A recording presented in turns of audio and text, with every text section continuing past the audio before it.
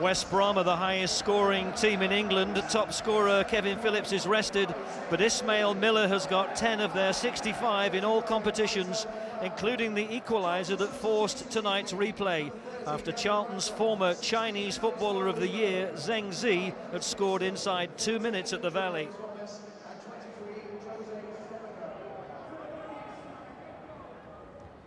To Greening, who does well. Now, can he deliver a good cross? He has! It's a great cross! Oh, and Albion has scored! And that's gone in off Bednar.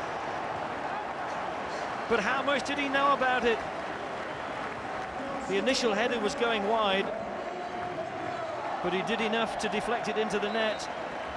And Albion opened the scoring here. Oh, well, that was headed on. There's a great chance here. And Dean Kiley made that look easy to take it away from McLeod. There was a little flick on which seemed to have put the Charlton player in for what might well have been the equaliser.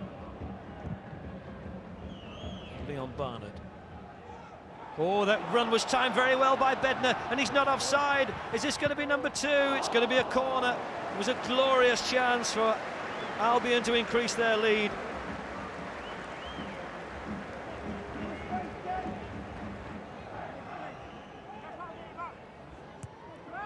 And taken short and chipped into the back post. Oh, and headed down and no distance and driven in, but driven wide by James Morrison. And it was Greening who hoisted it up to the back post, cleared by Varney, and driven in by Morrison, but always swerving away from that top corner.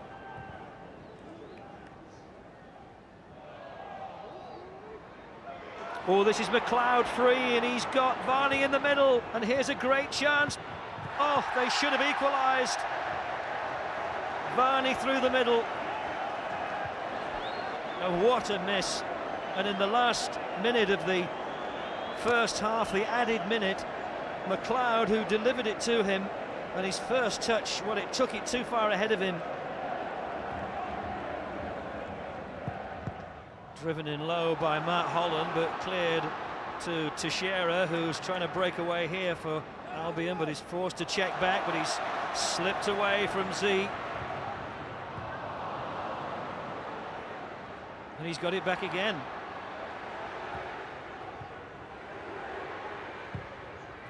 Oh, it's in! In at the foot of the post by Morrison. And West Brom take a 2-goal lead. Teixeira doing well to keep possession, and he picked out James Morrison, who steadied himself, and although it looked like Nicky Weaver got a fingertip on it, he couldn't stop it from nestling in the back of the net.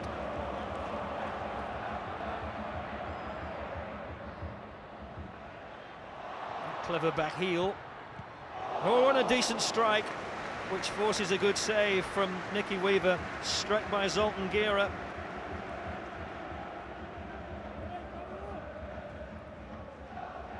Hugo to Ambrose. Kiley's cleared it with his feet, but he didn't get it anywhere, and Charlton have pulled one back, and it's Darren Ambrose. Kiley clearing it with his feet, but only as far as Darren Ambrose, who immediately played it back into what was an unguarded net. We're into the last few seconds, but this could still slip away. Mutu Akil winding up here for a long throw. Flicked on by Hiwalumo. Retrieved by Z. And they've got it into the middle. Sam gets it in there, and they have equalised! Oh, you just knew it might happen, and it's Chris Dickson.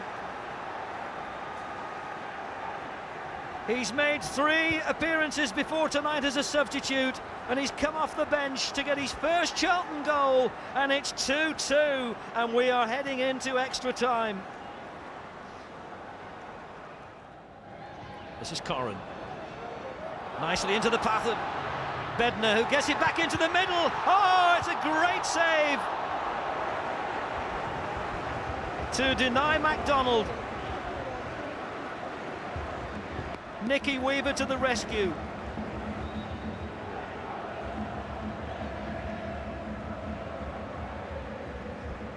that might be difficult for the defender, and he's allowed the Charlton player to get goal side of him, and he got the strike in. Oh, and Kiley has saved it, and he's fortunate that nobody was tight in on him to tap in what would have been an easy winning goal. And it's Chris Dickson again who proved stronger there than Pele.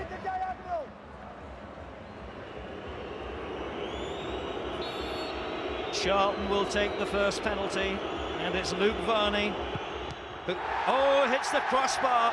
The first miss, the first penalty.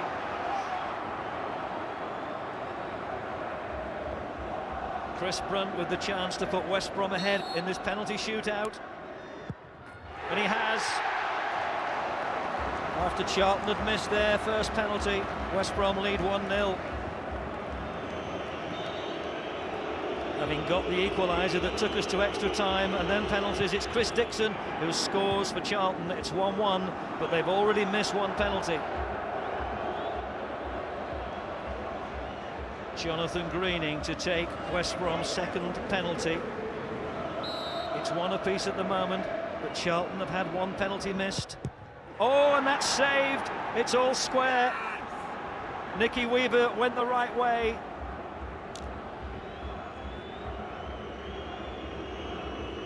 Jerome Thomas has come forward to take this third penalty for Charlton. Each team has scored one and missed one, and he puts Charlton in front, 2 penalties to 1. Nicky Weaver to face the third Albion penalty taken by Robert Corran. Charlton ahead by 2 penalties to 1, and it's level again. It's 2 apiece.